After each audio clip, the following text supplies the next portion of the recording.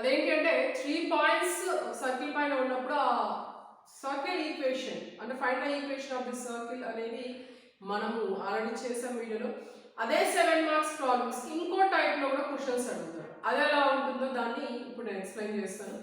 ఏంటి అంటే find the equation of the circle passing through 2, -3, -4, 5 and having the center on 4x plus 3y plus 1 is equals to 0. అంటే మనకు అనుకోవాల్సిన circle అనేది 2 points నుంచి pass అవుతుంది. ఏ points 2, -3 and -4, 5. అదే విధంగా మనకు కనుక్కోవాల్సిన సెంటర్ అనేది ఈ లైన్ పైన ఉంటుంది. ఏంటో line 4x plus 3y plus 1 is equals to 0. 4x plus 3y plus 1 is equals to 0. So అక్కడ ఇచ్చిన క్లూస్ ని బట్టి మనము ఆ ఈక్వేషన్ ఆఫ్ ది సర్కిల్ అనేది కనుక్కోవాలి. ఇది కూడా మనకి ఎస్ఐకి అడిగేదానికి ఛాన్స్ అనేది ఉందన్నమాట. చూద్దాం. సో లెట్ మనకు కావాల్సిన ఈక్వేషన్ ని లెట్ ద రిక్వైర్డ్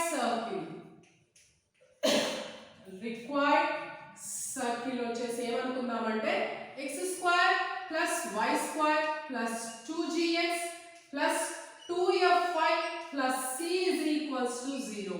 ఇది ఫస్ట్ ఈక్వేషన్. సో దీని సెంటర్ ఏమవుతుంది -g, -f -g, -f. So దీని స్ట్రక్చర్ ఏంటి? This circle passes through the point eta point 2, -3 అనే పాయింట్ నుంచి వెళ్తుంది అని. సో అంటే ఆ పాయింట్ మనము ఆ సర్కిల్ ఈక్వేషన్ లో సబ్స్టిట్యూట్ చేయొచ్చు. సో ఏంటది x ప్లేస్ లో 2 సబ్స్టిట్యూట్ చేస్తాం, y ప్లేస్ లో -3 సబ్స్టిట్యూట్ చేస్తాం. 2² plus -3 whole square plus 2g into x కదా 2 plus 2f -3 plus c is equals to 0. That implies 4 plus 9 2 into 2 4g plus into minus -2 into 3 6f plus c is equals to 0. 4 plus 9 వచ్చేసి 30 plus 30 మనం అటువైపు పంపిద్దాం.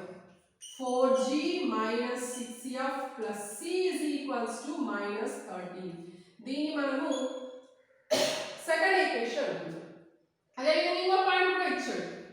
This circle passing through ఏంటా ఇంకో point -4, -5 దాన్ని మనము ఇందులో సబ్స్టిట్యూట్ చేద్దాం. అప్పుడు ఏమవుతుంది ఫస్ట్ ఈక్వేషన్ x ప్లేస్ లో -4 సబ్స్టిట్యూట్ చేస్తాం, y ప్లేస్ లో 5 సబ్స్టిట్యూట్ చేస్తాం.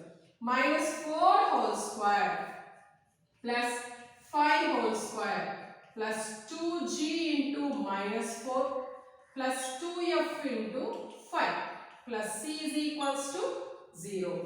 అంటే ఏమవుతుంది 4² అంటే 16, 5² అంటే 25 -8g plus 10f plus c is equals to 0. 16 over 25 41. ఈ 41 వచ్చేసి మనం అటు పక్క పంపిస్తే -41 అవుతుంది. ఇప్పుడు ఏంటి -8g plus 10f plus c is equals to -41. దీని థర్డ్ ఈక్వేషన్ అంటున్నాం. సో ఏంటి సెకండ్ ఈక్వేషన్ నుంచి థర్డ్ ఈక్వేషన్ ని మనము మైనస్ చేద్దాం. సో 2 - 3 సెకండ్ ఈక్వేషన్ ఏంటి మనకి ఇక్కడ 4g -6f plus c is equals to -13. Third equation ఏంటి ఇక్కడ -8g plus 10f plus c is equals to -41. So minus చేస్తున్నాం కాబట్టి సైన్స్ అనేవి మారుతాయి. Plus minus minus plus C minus C cancel అయిపోతాయి. 4g plus 8g 12g minus 16f. So ఇది కూడా sign change అవుతుంది. 41 నుంచి 13 పోతే 28. సో ఏంటి మనకు వచ్చిన equation 12g minus 16f is equals to 28. ఇందులో 4 కామన్ తీద్దాం. 3g minus 4f is equals to 7 into 4 కదా. 4 cancel అయితే మనకు మిగిలింది ఏంటి? 3g minus 4f is equals to 7. దీని వచ్చేసి మనము ఫోర్త్ ఈక్వేషన్ అనుకున్నాం. సో మనకేంటి ఈ ఈక్వేషన్ ఆఫ్ ది సర్కిల్ కనుక్కోవాలంటే g వాల్యూ కనుక్కోవాలి, f వాల్యూ కనుక్కోవాలి, c వాల్యూ కనుక్కున్న తర్వాత అవన్నీ తీసుకొని ఈ ఫస్ట్ ఈక్వేషన్ లో సబ్స్టిట్యూట్ చేస్తే మనకి ఈక్వేషన్ ఆఫ్ ది సర్కిల్ అనేది మనకి వస్తుంది. సో ఇంకా అతను ఇచ్చిన ఇంకో క్లూ ఏంటి అంటే మన సర్కిల్ సెంటర్ అనేది ఈ లైన్ పైన ఉంటుంది అని చెప్పాడు. సో బై గివెన్ ఏంటి centre -g, -f lies on దేని పైన ఉందన్నాడు 4x plus 3y plus 1 is equals to 0. So ఏదైనా ఒక పాయింట్ ఒక లైన్ పైన ఉంది అంటే మనం ఏం చేస్తాం ఆ పాయింట్ ని ఆ లైన్ లో సబ్స్టిట్యూట్ చేస్తాం. సో ఇది ఏమవుతుంది 4 minus g 3 minus f plus 1 is equals to 0. ఇది ఏమవుతుంది -4g minus 3f plus 1 is equals to 0. So దీన్ని మనము ఫిఫ్త్ ఈక్వేషన్ అనుకుందాం. దాన్ని మనము ఫిఫ్త్ ఈక్వేషన్ అనుకుందాం. సో ఏంటి ఫోర్త్ ఫిఫ్త్ ఈక్వేషన్స్ ని యూస్ చేసుకొని మనము gf వాల్యూస్ ని కనుక్కోవాలి. సో ఫోర్త్ ఈక్వేషన్ ని నేను 3 తో మల్టిప్లై చేస్తున్నాను. 3 3s are 9g minus 3 4s are 12f is equals to 7. Next fifth equation ని 4 తో మల్టిప్లై చేస్తున్నాను. 4 4s are 16g 4 3s are 12f. ఇంకోటి ఏంటి అంటే ఇక్కడ +1 వచ్చేసి మనము ఇటువైపు పంపిద్దాం -1 అవుతుంది.